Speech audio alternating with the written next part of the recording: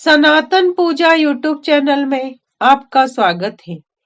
आज माघ महीने का प्रथम दिवस है।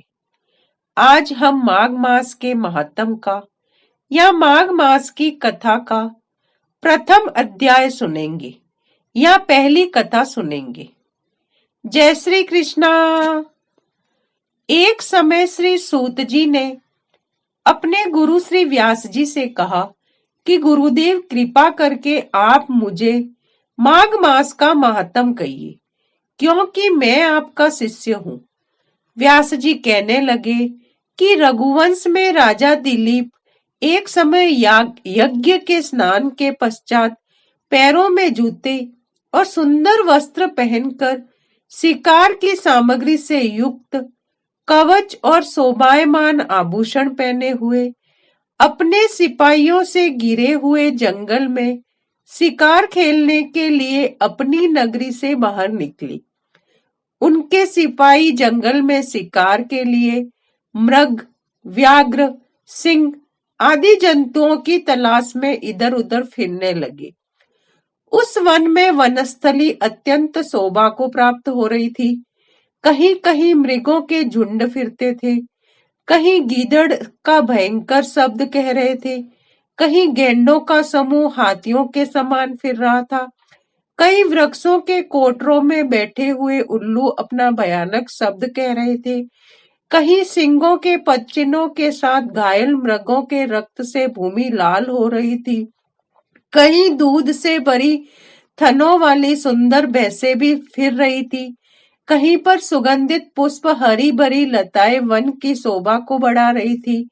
कहीं बड़े बड़े पेड़ खड़े थे तो कहीं पर उन पेड़ों पर बड़े बड़े अजगर और उनकी कैचुलियां भी पड़ी हुई थी।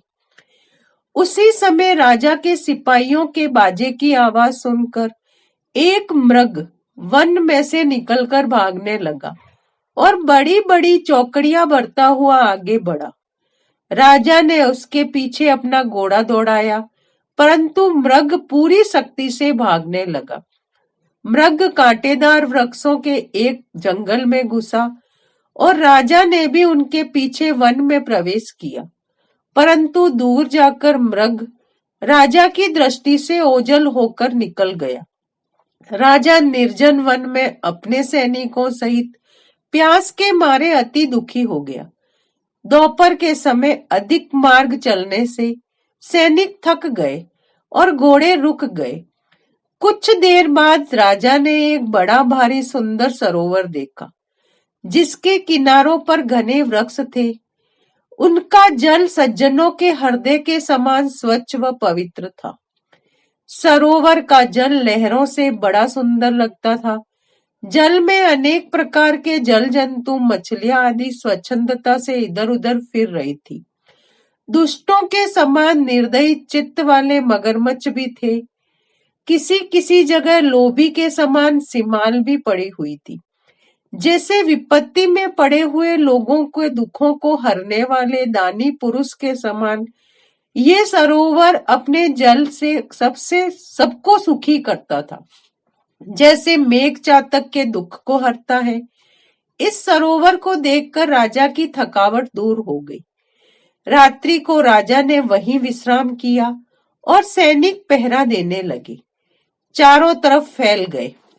रात के अंतिम समय में सूकरों के एक झुंड ने आकर सरोवर में पानी पिया और कमल के झुंड के समान आया। तब शिकारियों ने सावधान होकर सूकरों पर आक्रमण किया और उनको मारकर पृथ्वी पर गिरा दिया। इस समय सब शिकारी कोलाहल करते हुए बड़ी प्रसन्नता के साथ राजा के पास आए और राजा प्रभात हुआ देखकर उनके साथ ही अपनी नगरी की तरफ चल पड़ा। जिसका शरीर तपस्या और नियमों के कारण बिल्कुल सूख गया था, जो मृगछाला और वल्कल पहने हुए था और नख, रोम और केश धारण किए हुए था। राजा ने ऐसे घोर तपस्वी को देखकर बड़े आश्चर्य से उसको प्रणाम किया और हाथ जोड़कर खड़ा हो गया। तपस्वी ने राजा से कहा, हे राजन, इस पुण्य शुभ माघ महीने में इस सरोवर को छोड़कर तुम यहाँ से क्यों जाने की इच्छा करते हो? तब राजा कहने लगा कि महात्मन, मैं तो माघ मास के स्नान के फल को कुछ नहीं जानता, कृपा करके मुझको विस्तार से बताइए। राधे राधे। महात्मा ने जो बात बताई वो हम अगले अध्याय, दूसरे अध्याय में सुनेंगे। राधे राधे।